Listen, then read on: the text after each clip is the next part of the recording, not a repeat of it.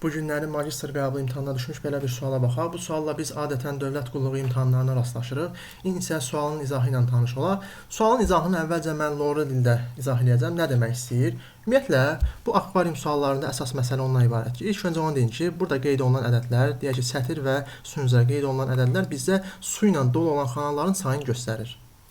Bir də ki, bunu necə başa düşə bilərik? Mən tutaq ki, bu hissədən suyu tökürəm. Suyu tökəndə bu su nə olacaq? Yayılacaq aşağı. Göydə qalmır ki. Əgər aşağı düşürsə, biz bu bütün xanaları dolmuş hesab eləməliyik. Və belə başa düşək də, deyək ki, mən belə bir qaba su tökmüşəm əvvəla. Sonra götürürəm, belə bir enli qaba tökürəm. Nə olur? Bu su nə olur? Yayılır da, düzdürmü? Ətraflı şəkildə. Yayıldığına görə, eyni məntiqə biz əsaslanmalıyıq. Məsələn, deyirəm ki, mən bu sənin üzərindən suyu tökdüm. Nə olacaq? Aşağı düşəcək. Hamısı qaranacaq. Və yaxud da D-dən suyu töksəm, nə olacaq? Hamısı qaranacaq. Sualın əsas mahiyyəti ondan ibarət. Və yaxud da, bir dəfə deyirəm, tam aydın olmaq üçün. Buradan suyu töksəm, tam formada yayılmalıdır hər yerə. Dolacaq. Sualın mahiyyətinə indi nəzər yetirəndən sonra davam edək. Hardan başlasaq daha yaxşıdır ümumiyyətlə akvarium suallarında? Biz daha çox böyük ədədlərdən başlamalıyıq. Yəni 5-lərdən. Aşağıdan başlayaq biz. Məsələn, mən bu hissəni doldursam, buradan suyu töksəm, burada yayılacaq, düzdürmü? Yaxşı, buranı da mən doldursam, 3 dənə olur. Əgər bu hissəni də doldursam, deyək ki, buradan suyu tökdüm, nə olacaq? Yayılacaq. Bütün xanalar dolacaq. Ümumi neçə dənə xana dolu olacaq bu sətir üzrə? 6 dənə. Amma neçə dənə olmalıydı? 5 dənə, düzdürmü? Deməli, mən məcburam ki, burada bu xananı boş saxlayayım, sənin altındakı xananı. Onda bu hissələri su ilə doldururam, düzdürmü? Belə deyə qarışmasını x ilə yazaq. Bunları doldururam x ilə. Aha. Sonra yenə davam edirik. İndi növbəti sətirdə görürəm ki, 5 yazılıb. 5 yazılıbsa, nə edə bilərəm? Deyək ki, mən bu xananı doldurdum. Sonra bu xanaları da doldurdum. Bir problem yoxdur mənim üçün. Sonra nə edə bilərəm burada? Əgər mən buradan suyu töksəm, nə olacaq? Aşağı düşəcək. Düzdürmü? Aşağı düşdüyü üçün də aşağı 6 olacaq. Deməli, mən bura su tökə bilmərəm. Hara tökə bilərəm suyu? D-yə tökə bilərəm. Onsuz aşağısına gedəcək. Onsuz da dolu idi. Bir problem yoxdur. Davam edək. Məsələn, bura baxırıq bu sətrə. Görürəm 5 yazılıb. Mən bura töksəm, 4 çatışmır məndə, düzdürmü?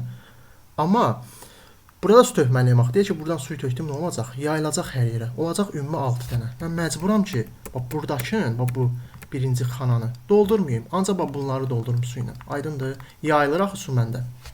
Bunu da qeyd edəndən sonra keçək növbəti sətrə. İndi burada da, məsələn, baxıram ki, nə edə bilərik başqa? Burada da 5 yazılıb. Düzdürmü?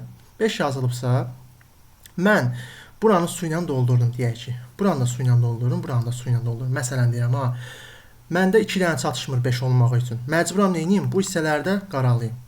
Doldurum su ilə. Tutaq ki, eləməliyəm deyə bunu. Nə eləməliyəm? 100% bilirəm ki, artıq bu hissələr su ilə dolmalıdır. Tutaq ki, mən buradan suyu tökdüm. Nə olacaq? Yayılacaq hər tərəfə. Düzdürmü? O belə yayılacaq ətrafına.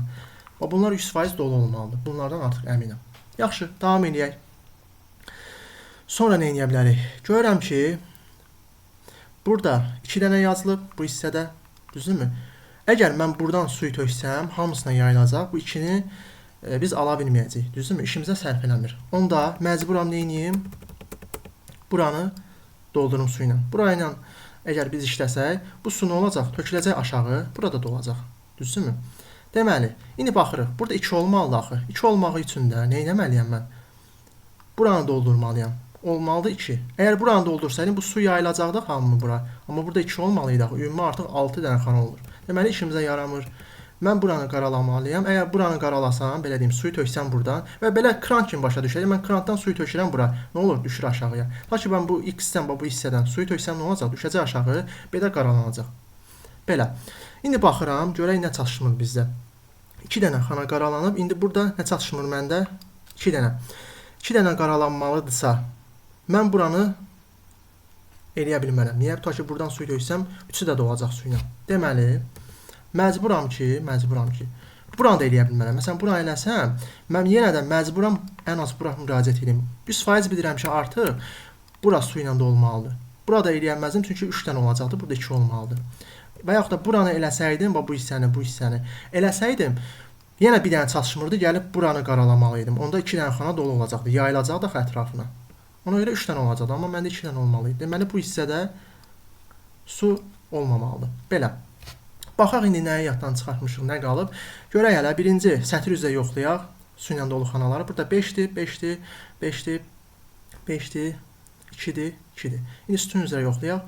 5, 5, 2, 4, 3, 5. Aha, hazırdır. Ümumiyyətlə bu tip sualları yaxşı işləmək üçün bunların oyununu ya telefonunuza yükləyə bilərsiniz, ya da ki saytlarından əldə edə bilərsiniz. Belə.